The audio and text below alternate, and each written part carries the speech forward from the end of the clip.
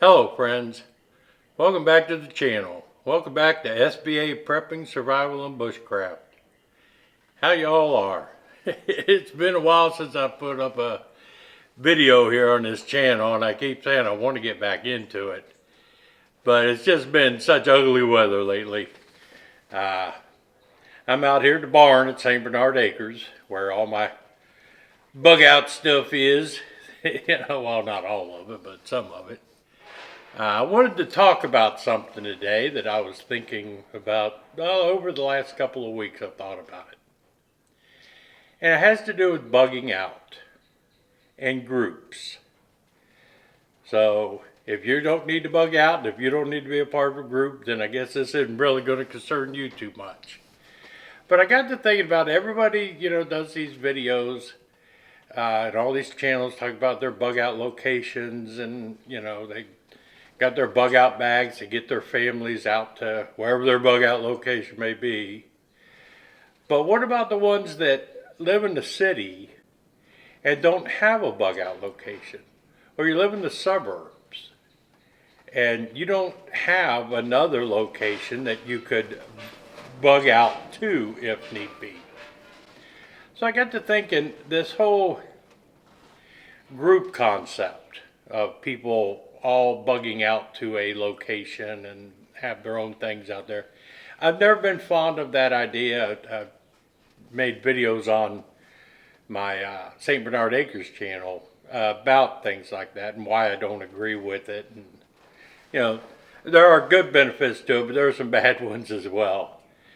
But I got to thinking about, what about the people who live in an apartment complex, or they just have their house there in Suburbia, and they don't have a place to go to if SHTF happens.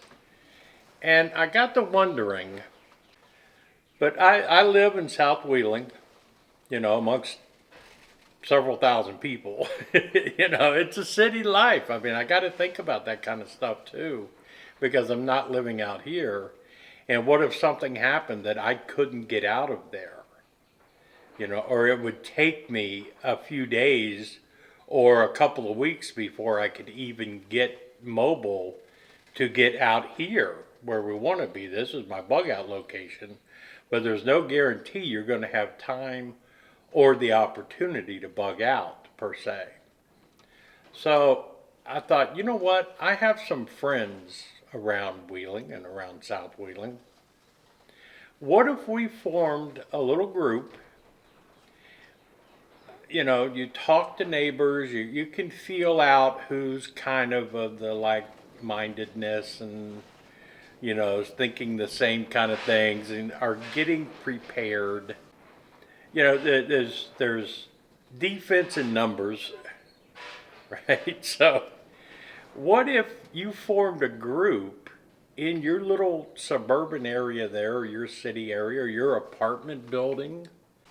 If you had a group of preppers who could all go to one person's house, and I'm not talking, 200 people or 100 people, I'm talking about, a half a dozen of your friends.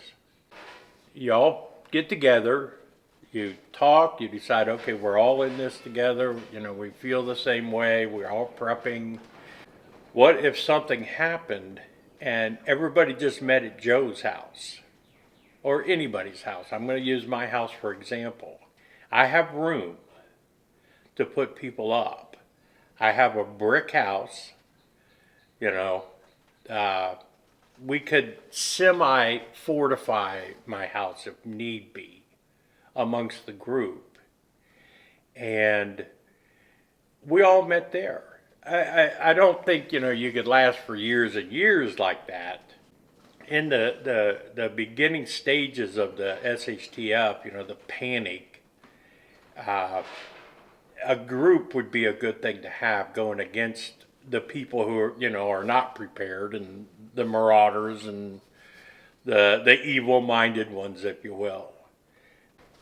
In my 2,000 square foot house, we could, make some pallets on the floor and couple of bunk rooms if we needed to, and we could all work together. you could bug out instead of having to bug out 65 miles to St. Bernard Acres. I could bug out down the block to our designated headquarters, if you will. And we just work together and we ride out that first week and a half. I think then, after especially after the first 72 hours, then it's going to be real dangerous for the next week and a half. And then it's all going to, most of the people who aren't prepared are going to be dead or so sick that they can't do anything anyway. And I see a vast majority of people jumping on the FEMA trucks and heading to FEMA locations. So, like I said, it's not a long-term thing, but it could help you survive until things calm down a little bit. And we'll give you some extra security, extra safety, extra confidence that you're going to make it. Everybody that comes can bring their food or their supplies that they prepped with. And it's also, you don't have to bring your whole house there. John is coming from 2 blocks down the road. So we could, go down 2 blocks, grab some of his stuff later, and bring it up to the house.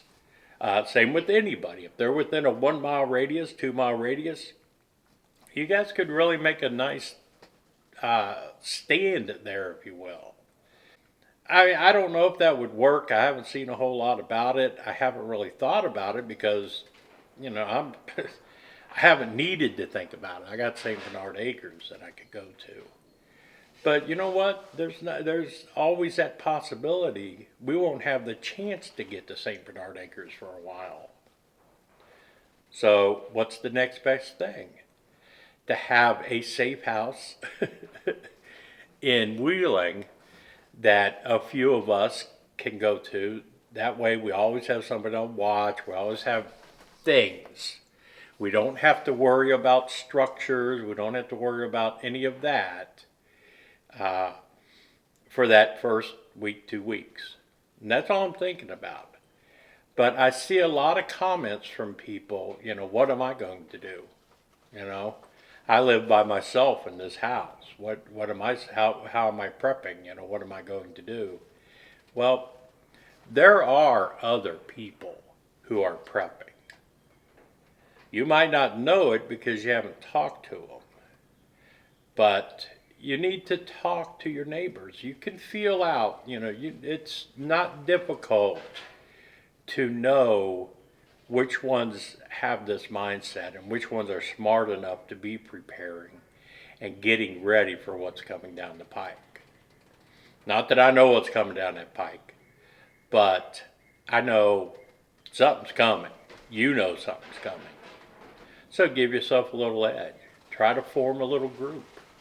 Or try to find out if there may be, ideally in South Wheeling, there would be, a half a dozen little groups spread around. You can do it in a suburban setting or even in a city setting. I mean, I'm not suburbia. I'm in the middle. Our houses are old coal city houses. This was coal country and steel country. A lot of these houses are all attached to each other. So we are very cramped in, but I think we could form little pockets that could support each other. Just something to think about. I don't know. I tried to put myself in a position, like you. If you don't have a bug out location, you have to shelter in place, if you will. If we get the order to shelter in place, then you can walk 2 or 3 blocks to my house and bring your, if you have a big enough house, your group members could, you could designate a closet or shed to the supplies that the group brings. That might help us get through. Like I said, I think after the first week and a half to 2 weeks, things are going to change dramatically. And we will all be in a much better position. I will never, ever, ever will I be one of those preppers who thinks that I have to be prepped to survive for 15 years because I'm going to be the only thing left on the planet. So I'm going to have to make sure I can live, in my hole for 15 years. I'll never be that way. It's never going to come out that way where we're going to have to do that. I'm prepped at St. Bernard Acres for a year and a half. But that's it. It's not going to take longer than that, I don't believe. And if it reaches the point where we're like, road warrior and shit, where there's nothing left and we have to start society over again, I'll be 68 years old in 2 months. I don't care that much about that. I'm not going to restart society. I think society sucks. We need a reboot. But, yeah, there could be a multitude of events where having a little group of neighbors could be very beneficial. We're turning into a society of seclusiveness. We don't want to know our neighbors. We don't want to be a part of that. And I think for your own safety and your own well-being, you probably should. There's everybody can find a few people to be friends with. You're not going to be together, like I said, for years and years. It's just going to be a couple of weeks and something's going to happen. I'm going to have the opportunity to head out to St. Bernard Acres. So, and I'm sure the other people in my little group have places that they'll be able to head out to. Maybe grandma's place, 50 miles out in the country. But you have to let the initial wave pass over before you can get out and go somewhere else. Something to think about. Let me know your thoughts on that. If you think something like that's viable, if you're thinking about that kind of stuff, if you're doing it. I'd like to know how you're doing it, what your structure is. So I just talk to neighbors. If you feel them, you don't have to tell them you're some hardcore prepper, that you're doomsday prepper kind of thing. But we've all gone through the tornadoes and the hurricanes and the floods and the fires and all the natural disasters and blackouts for 2 weeks, 3 weeks, So we have a little group. And in our the place where we're all going to meet, the 6 of us, the 6 group people, you know what I mean. It might, with families and everything, okay, we might wind up with 30 people in the house. But I have generators at the house. I have solar power at the house. I have methods of cooking outside of the house. I have a water supply. Your group members can bring water. That's what I said. If you all, have a garage or a basement,